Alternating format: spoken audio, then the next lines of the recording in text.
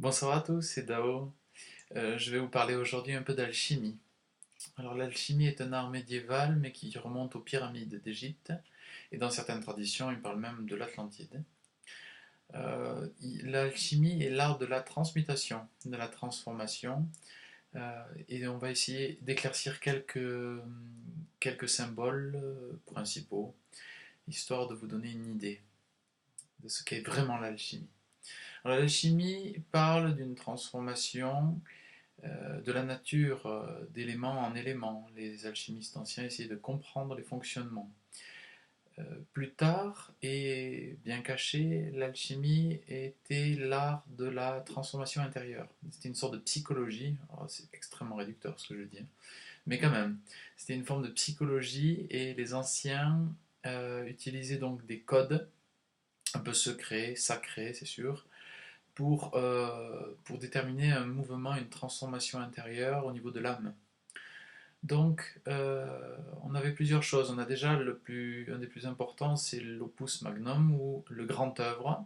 Et cela parle, le grand œuvre est un peu l'histoire encodée du monde, de l'unité première qui se multiplie par fragmentation, donc qui se coagule, le coagula, et devient donc les multiples formes de l'existence, mais dans sa racine première, l'unité. Les multiples formes donc s'éloignent de cette unité première et perdent un peu le contact conscient avec la source une première. Puis s'enclenche à l'intérieur un processus d'ascension qui s'appelle le solvé, et c'est la purification de cette matière vers l'unité. Donc la matière a été va être transmuté. On part donc de cette coagulation. Les âmes donc sont prises dans de la matière et cette matière va donc être le sujet de la transformation, la transmutation. Et cette matière-là, ce plomb premier, est en vérité donc la totalité de ce qui en nous se sent séparé de la source première, tout ce qui s'est bâti en séparation avec l'unité originelle, de l'unité de toute chose. L'art alchimique, qui consiste à faire de l'or, donc de l'aor alchimique. L'aor, c'est la lumière en hébreu. Le but du jeu, c'est de mettre en lumière donc cette matière opaque qui semble séparée du reste de toute chose, qui semble séparée d'un quelconque sens, pour s'élever progressivement dans des niveaux de conscience de plus en plus subtils et dans la direction de l'un. Bien sûr, la direction de l'un est une intuition. La création de la pierre philosophale est basée, donc pierre c'est quelque chose de la matière, et philosophe, la philosophie c'est l'esprit.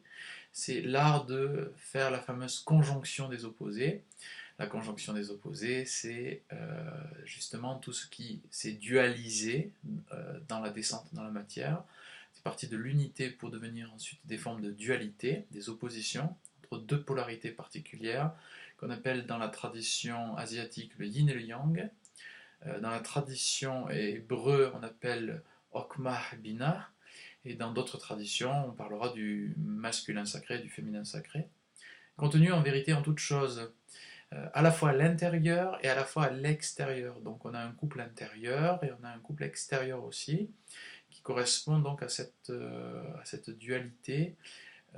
Et donc l'alchimie se propose de trouver la conjonction de ces opposés, entre le masculin et le féminin, d'apparence opposée, et trouver leur complémentarité et arriver à les marier. Ce mariage alchimique est appelé les noces chimiques, qu'on retrouvera dans les livres de Christian Roscroix, les noces chimiques, non, de Jean-Valentin André, les noces chimiques de Christian Roscroix. Ces noces chimiques sont vraiment là le moment donné où ces deux énergies se marient entre elles. Alors, dans les traditions yogiques, on trouvera par exemple dans les canaux subtils Ida et Pingala, qui sont à la base du sacrum, les deux réseaux d'énergie subtile qui vont remonter le long de notre colonne vertébrale pour alimenter les chakras et former un arbre à l'intérieur de nous, un arbre énergétique, qu'on retrouve aussi par exemple dans le caducée d'Hermès et la montée des deux serpents. C'est à peu près le même concept. Donc finalement, cette ouverture donc, de la conscience se fait par la montée de ces énergies. Et ces énergies vont être orientées de la bonne manière parce qu'elles choisissent à un moment donné de considérer peut-être l'unité transcendante comme la bonne direction. Voilà ce qui se passe à l'intérieur.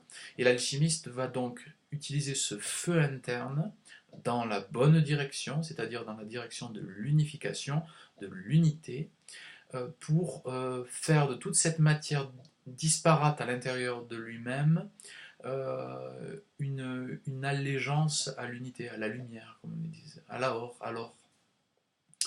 Donc, en nous, il y a donc, semble-t-il, une force originelle, un engramme, un codage particulier qui nous permettrait, par le biais donc de cette, de cette reconnaissance de la lumière comme guide, de nous transformer et de devenir de plus en plus pur, de plus en plus clair et de plus en plus lumineux.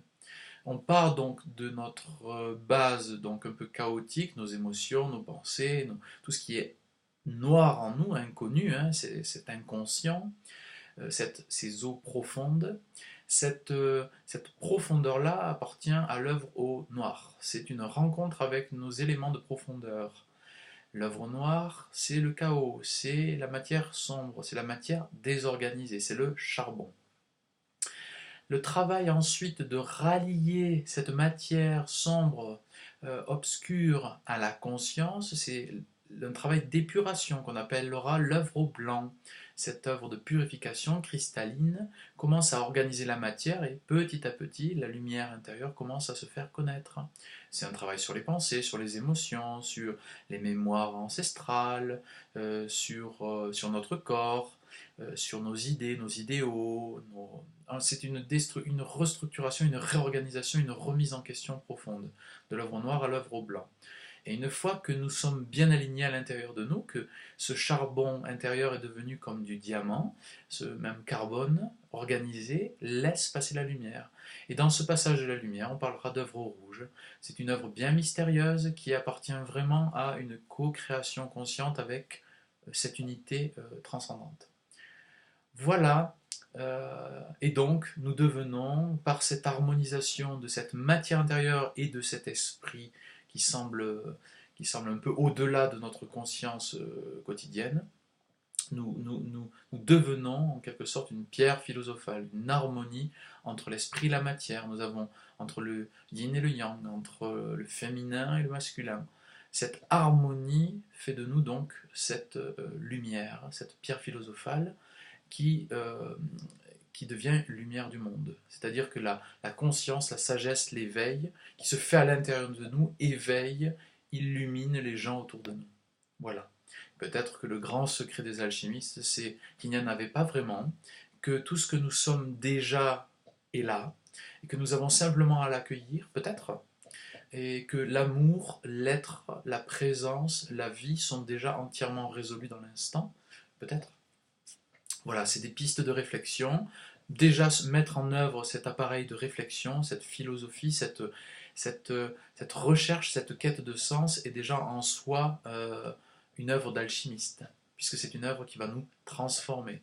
Et toute chose, toute rencontre, tout élément dans notre vie vont nous transformer, vont nous amener vers un état différent. Une rencontre avec quelqu'un nous teinte, on parle de teinture en alchimie, nous teinte différemment.